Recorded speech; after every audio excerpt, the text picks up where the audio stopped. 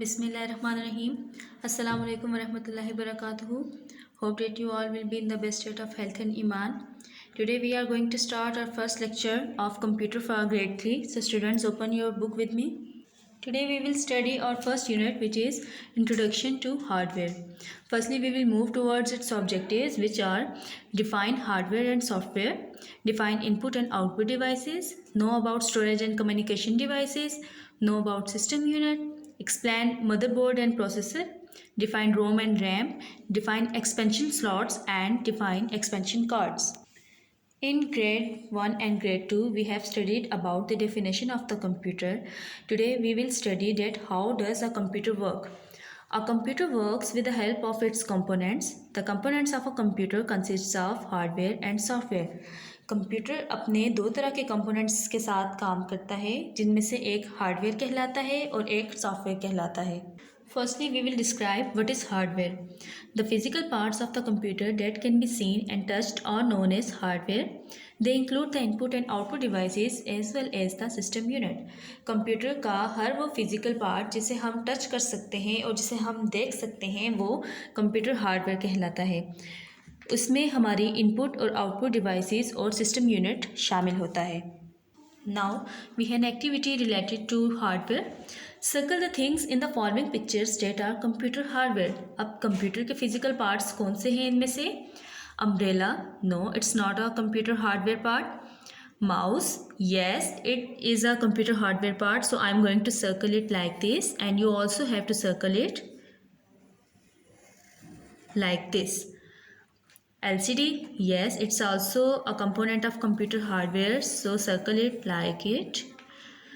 Ball, no it's not a computer hardware component. CPU, yes it's a computer hardware component, so I'm going to circle it like this. Printer is also a computer hardware component because we can touch it, we can see it, and I'm going to circle it like this. USB, basically it is a portable device, so I'm not going to circle it because it's not permanently the computer hardware component. Keyboard, yes it is a computer hardware component, so I'm going to circle it like this.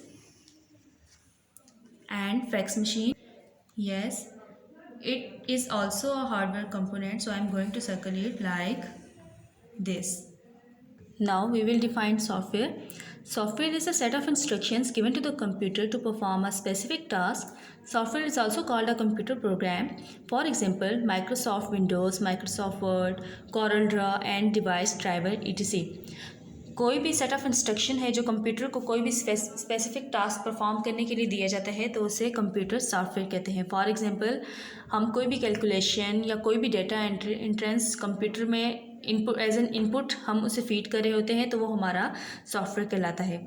Software computer का एक programme भी है, जैसे कि Microsoft Windows, Microsoft word, CorelDRAW and device driver etc. Now here are the pictures of the examples of software.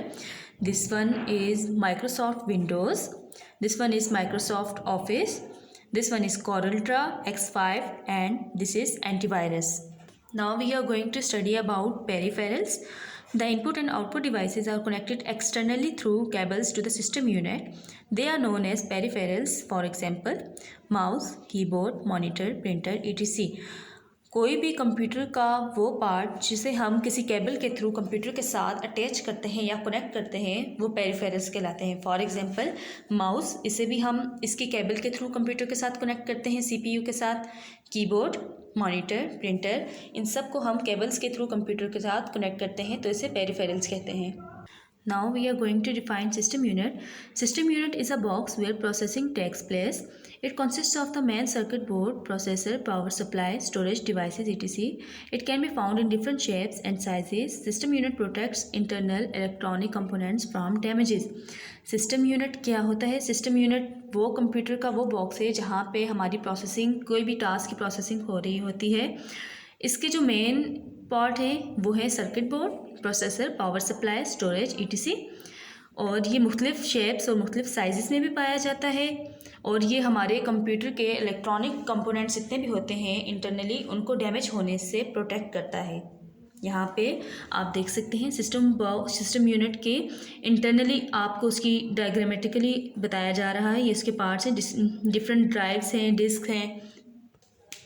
Usually in a personal computer system unit can be found in 2 shapes, desktop shape and tower shape. Now this one is desktop shape and this one is tower shape. Now we are going to read about motherboard. Motherboard or system board is the main circuit board inside the system unit. It is also called main board. All the computer components are plugged or connected with it.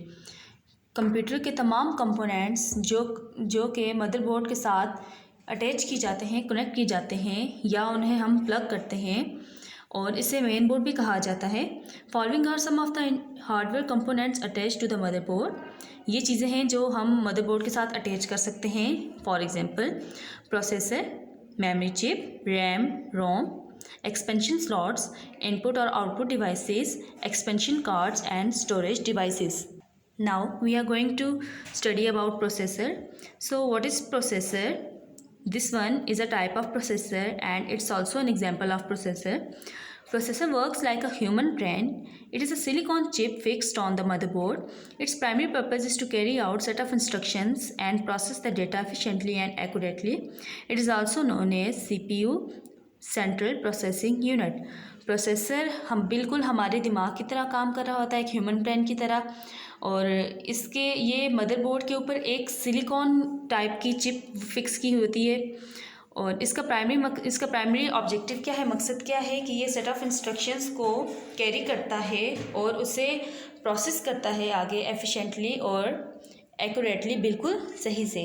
इसे CPU के नाम से भी जाना जाता है। Now we are going to define memory. Memory consists of electronic chips. Memory stores instructions and data. It is a working space of the computer.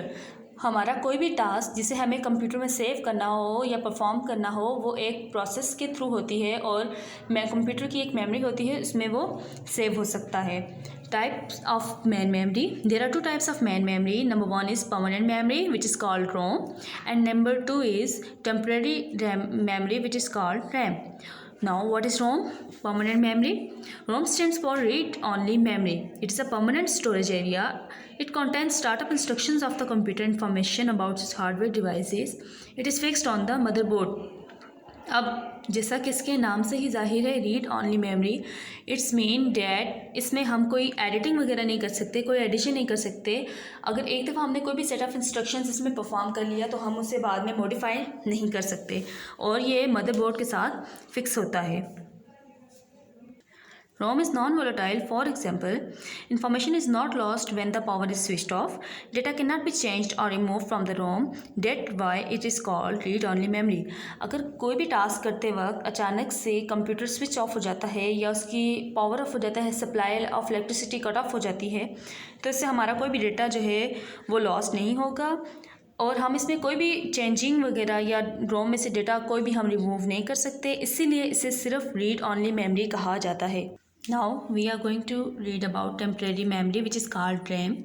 RAM stands for random access memory. It is a temporary storage area for data before and after it is processed. It is plugged into the slot of the motherboard. RAM is volatile. The information is lost when the power is switched off. अब क्योंकि ये temporary होती है, permanent नहीं होती, it's mean इसमें हम कोई भी अगर टास्क परफॉर्म कर रहे हैं या कोई भी डेटा एंट्रीज कर रहे हैं तो जैसे ही हम अपना कंप्यूटर स्विच ऑफ कर देंगे या हमारा कंप्यूटर जो है वो शट डाउन हो जाएगा तो वो सारा का सारा डेटा लॉस्ट हो जाएगा, इसमें परमानेंट सेव नहीं रहता। Now we are going to read about expansion cards. An expansion card is a small circuit board which is plugged into motherboard. It gives a computer the capability of control a storage device, an input device or an output device. Basic purpose of an expansion card is to enhance the capability of the computer. There are 4 major types of expansion cards. Number 1 sound card, number 2 graphic cards, number 3 network interference cards card and number 4 modem. अगर हमें computer में कोई भी storage device new include करनी है या उसके साथ अटैच करनी है तो हम उसे एक्सपेंशन कार्ड्स के थ्रू करेंगे। ये इनपुट डिवाइस या आउटपुट डिवाइस कोई भी हो सकती है और बेसिकली इसका जो मेन पर्पस होता है वो कंप्यूटर की कैपेबिलिटी को इन्हेंस करना होता है। अब ये 4 कंप्यूटर की टाइप्स हैं जिसे अभी हमने रीड किया। अब हम इन्हें इंडिविजुअली डिस्कस करेंगे। Number 1, sound card. A sound card allows a computer to receive sound in digital form and reproduce it through speakers. अब साउंड कार्ड जैसे कि नाम से ही जाहिर है कि ये कंप्यूटर को साउंड देने का टास्क परफॉर्म करती है, या हमने कोई भी साउंड डिजिटल फॉर्म में स्पीकर्स के थ्रू हमने अगर परफॉर्म करनी है तो हम उसे कंप्यूटर के साथ अलाउ करेंगे। यहाँ पे साउंड कार्ड की आपको एक एग्जांपल भी दी गई है, उसकी एक शेप भी दिखाई गई है। ये साउंड कार्ड है। Number 2, graphic cards. A graphic card enables a computer to display output images on the monitor screen. अब ग्राफिक कार्ड्स, हम कोई भी ग्राफिकल डिज़ाइनिंग करते हैं या कोई भी ग्राफिकल रिप्रेजेंटेशन या कोई भी डिस्प्ले होता है तो वो ग्राफिक कार्ड के थ्रू हम कंप्यूटर से उसकी मॉनिटर स्क्रीन पे देख सकते हैं। अब यहाँ पर ग्राफिक कार्ड की आपको एग्जांपल दी गई है। This one is graphic card. Network interference card. A network interface card enables a computer to connect and communicate with other computers. अगर हमने कंप्यूटर की रेंज को बढ़ानी है, डिफरेंट कंप्यूटर्स को आपस में कनेक्ट करना है, तो हम उसे नेटवर्क इंटरफेस कार्ड के थ्रू, जैसे कि आपको यहाँ पे दिखाया गया है, इसके थ्रू हम 1, 2 या 3 कंप्यूटर्स को आपस में उनका कनेक्शन हम बढ़ा सकते हैं। Now this one is modem. Modem is used to transmit digital data over telephone wires. Usually it is used for dial-up internet connections. अगर आपके घर में DSL इंटरनेट कनेक्शन है तो आपने एक डिवाइस देखी होगी जिसके थ्रू आपका इंटरनेट कनेक्शन जो है आपको पूरे घर में अवेलेबल होता है, उसे मोडेम कहते हैं। इसके थ्रू हम कोई भी अपना इंटरनेट कनेक्शन इसके थ्रू चला सकते हैं, या हम अपना डिजिटल डेटा ट्रांसमिट कर सकते हैं टेलीफोन वायर्स के थ्रू। यहाँ पे आपको मोडेम की एग्जांपल दी गई है। This one is modem. Now we are going to read about expansion slots.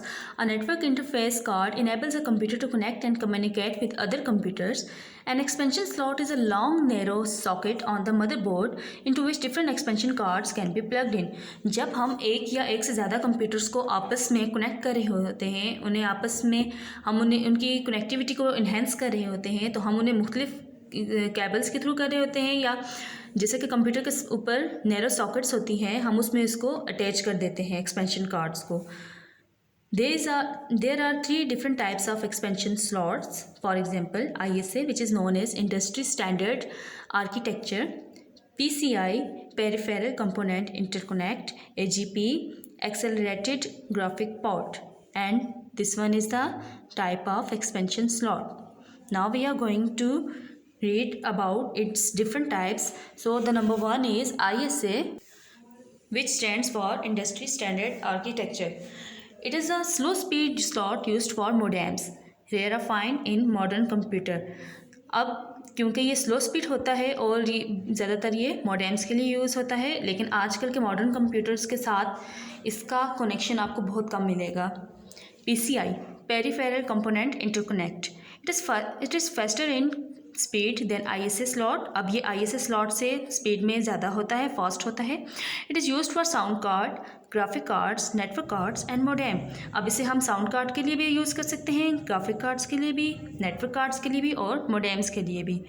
AGP, Accelerated Graphic Port. It is a high speed slot used only for graphics, 3D graphics cards.